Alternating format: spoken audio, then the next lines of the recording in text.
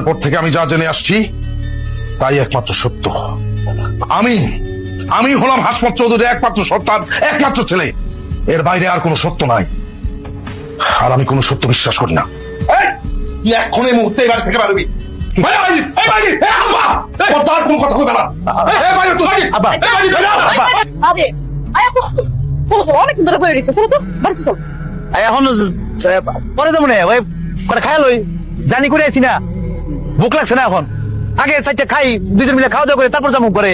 আরে বাবা খিদা লাগছে দেখে তো কইতাছি, ঘরে গিয়ে একদম পেটটা ভরে ভাত খামু, অনেক খিদা লাগছে, চলো তো। রে তোমার বাতলে তোমার লোক বয়ে মনে এই বেলায় ভাত রান্ধতে বাসায় পাগল। ঢাকা শহরের মানুষ কি খায় না খায় কোন সময় খায় জানো না?